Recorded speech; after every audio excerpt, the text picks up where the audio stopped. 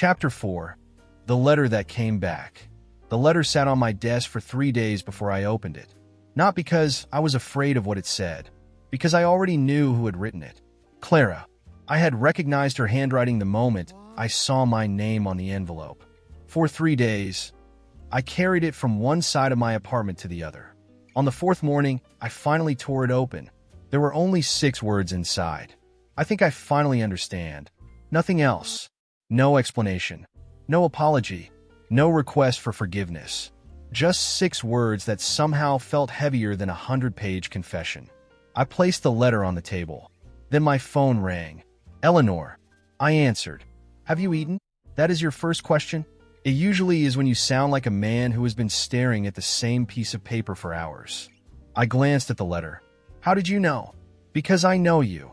I leaned back in my chair. She sent me a letter. I guessed. You knew. I knew she was trying to reach you. Why? There was a pause. Because Clara has started asking questions. About what? About everything. I looked at the letter again. What kind of questions? The kind people ask when the answer they believed for years suddenly stops making sense. I stayed quiet. Eleanor continued. She has been talking to Julian. My stomach tightened. Julian? Yes. And she confronted him. I waited. Eleanor lowered her voice. She asked him whether he wanted her because he loved the woman she had become, or because he missed the girl she used to be. The room seemed to become smaller.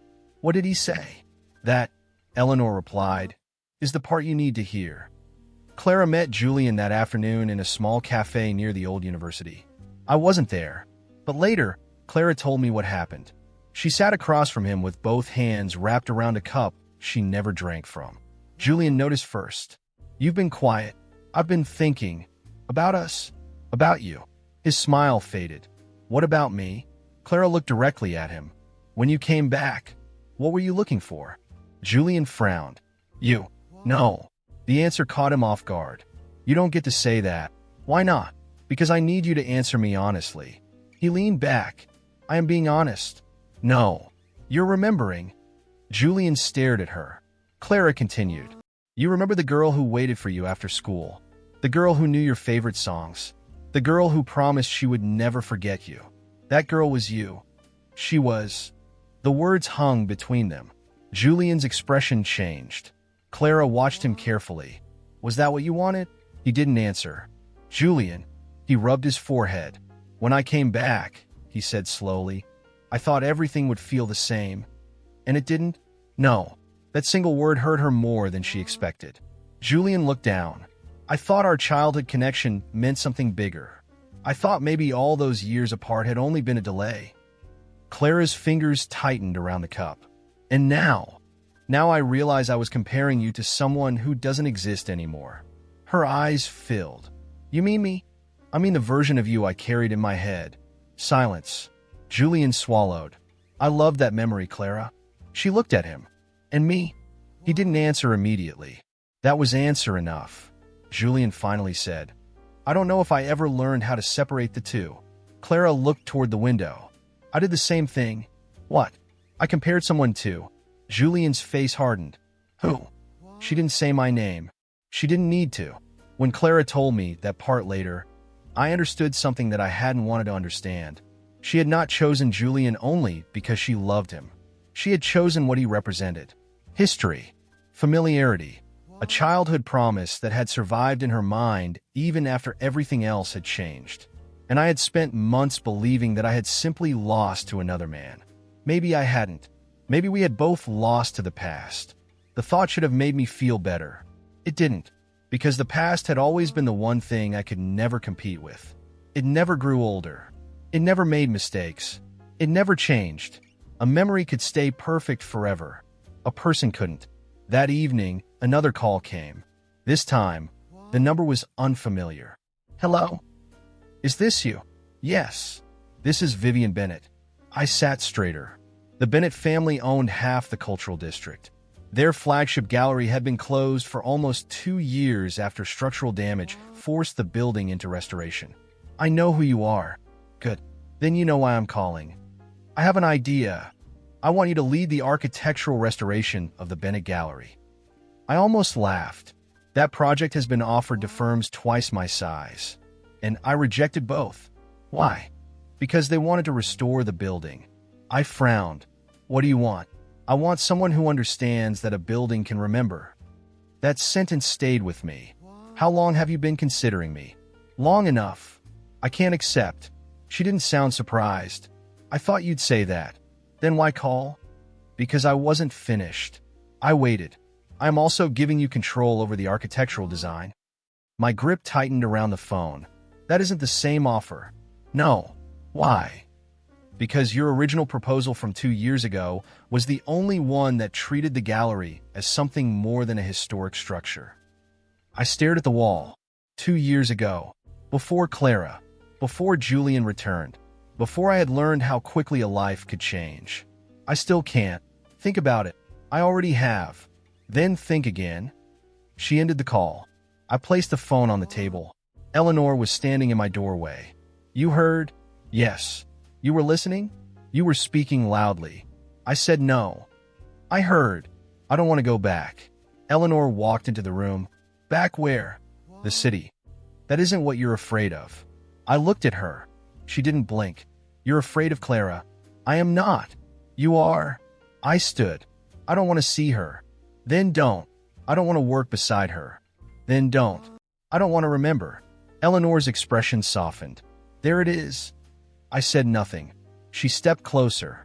Running away from Clara is still allowing Clara to control your life. The words hit harder than I wanted them to. You think going back fixes that? No. Then what does? Choosing to go back when you finally understand that you're doing it for yourself. I looked toward the window. The city waited beyond the glass. For months, I had told myself leaving meant freedom. Maybe I had only been carrying the same prison with me. Eleanor picked up Vivian's proposal from the table. You don't have to forgive Clara. I know. You don't have to love her. I know. You don't even have to speak to her. I looked at her. Then why should I go? Because you built that proposal before she broke your heart. She placed the papers in front of me. Maybe it's time to finish something that belonged to you before everything became about her. I stared at the contract. Then I signed it. The first morning back in the city felt unreal. The streets looked smaller. The buildings looked familiar, but emotionally distant. The coffee shop where I used to sit after class was still there. The old bookstore was still there. Even the cracked stone wall near the university had never been repaired. Everything had stayed. Except me. I drove toward the gallery. I had imagined this moment 100 times. In every version, I was angry, cold, untouchable. But when I stepped through the entrance, none of those emotions arrived. Instead, I saw her. Clara stood beneath the massive chandelier in the center of the gallery. Dusty sunlight passed through the tall windows behind her. She was holding a folder against her chest. Then she looked up. Our eyes met. Neither of us moved. For several seconds, the entire gallery disappeared. There was only her and me. She whispered my name, Julian. I almost corrected her. Then I realized she hadn't said Julian. She had said my name, my actual name, the one she used before everything became complicated. It's me. Her lips parted. I didn't know you were coming today. Neither did I. That wasn't true, but it felt true. She took one step toward me. I stayed where I was. Her eyes searched my face. You look different. So do you. I don't know if that's good. Neither do I. She gave a small, painful smile. I wanted to talk to you. Not here. Her smile disappeared. Why? Because this is work. She looked around the empty gallery. I know. Then let's keep it that way. Before she could answer, Vivian entered. Perfect. Clara stepped back. Vivian looked between us. I see you've already met. We've met before, Clara said. Vivian raised an eyebrow. I know. Then she turned toward the enormous restoration plans spread across the table. From today forward, he leads the architectural restoration. She pointed toward Clara. And you oversee the artistic program. Clara looked at me. I looked at the plans. Vivian smiled. You'll be working together. Neither of us spoke. I could almost hear the sound of my past returning. Not as a memory, as a person standing 10 feet away. The first few hours were painfully professional. Where do you want the temporary walls?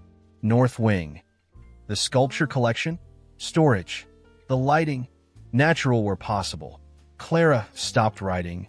You still hate artificial lighting. I looked at her. You remember? I remember everything. That answer unsettled me. Then remember the schedule. She lowered her eyes. Right. We continued. No personal questions. No old jokes. No mention of school. No mention of the night she chose Julian. Nothing. And somehow, that was worse. Near sunset, everyone else left.